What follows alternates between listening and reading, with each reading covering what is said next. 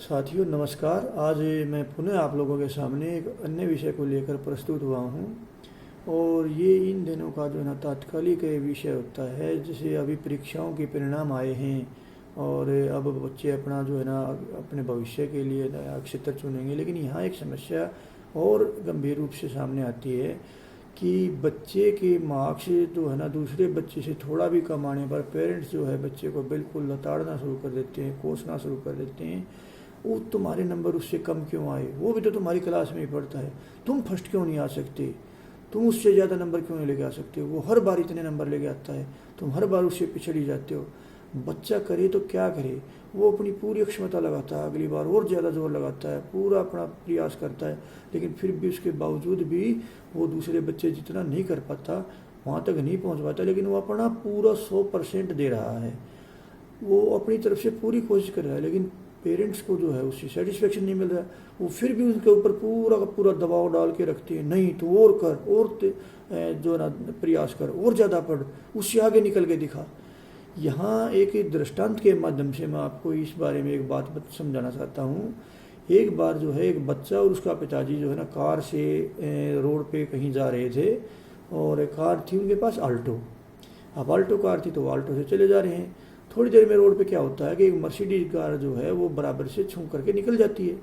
अब बच्चा पापा से बोलता है, पापा तो आप गाड़ी को तेज चलाएं, अपनी गाड़ी को और तो तेज चलाए। पापा ने पंजा दबा दिया, रेस दे दी, गाड़ी थोड़ा और तेज चलने लगी। लेकिन मर्सिडीज तो मर्सिडीज थी, वो तो तेज चल जा रही थी। फिर बच्चा कहता है, पापा क्या कर रहे हो, आप और तेज चलाओ और रेस दो। फिर पापा थोड़ा और रेस दे देते हैं, लेकिन क्षमता तो है ही कहीं ना कहीं गाड़ी की।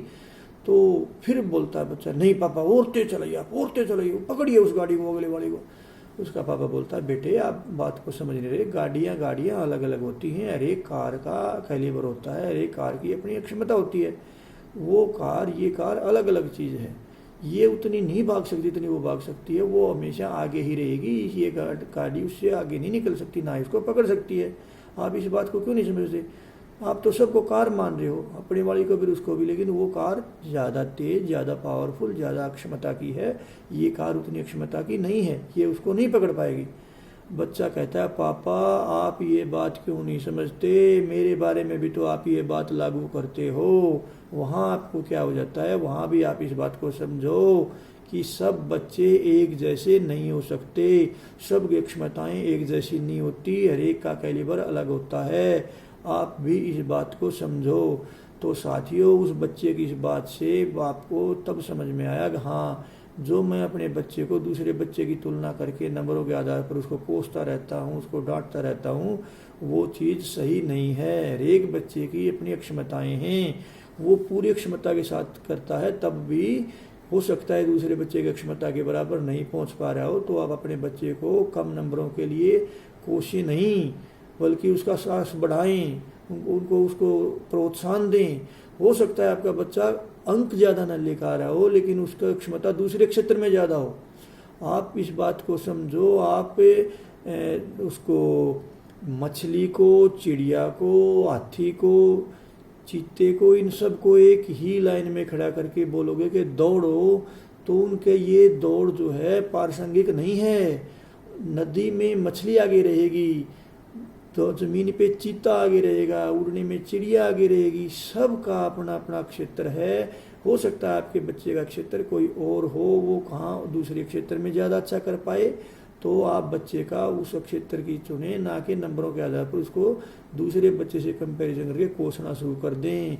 ऐसा बिल्कुल भी नहीं है कि जिन बच्चों ने 10वीं या 12वीं में बहुत अच्छे नंबर लिए हों, जीवन में केवल वही सफल हुए हों। मैंने बहुत सारे उदाहरण देखे हैं कि जिनके 10वीं या 12वीं में बहुत अच्छे नंबर नहीं थे, एवरेज थे, 60% के आसपास थे, लेकिन बाद में उन्होंने बहुत सारी उपलब्धियां हासिल की हैं। तो नंबरों के आधार पर अपने बच्चे को दूसरे बच्चे के साथ कंपैरिजन के उसको ना कोसें।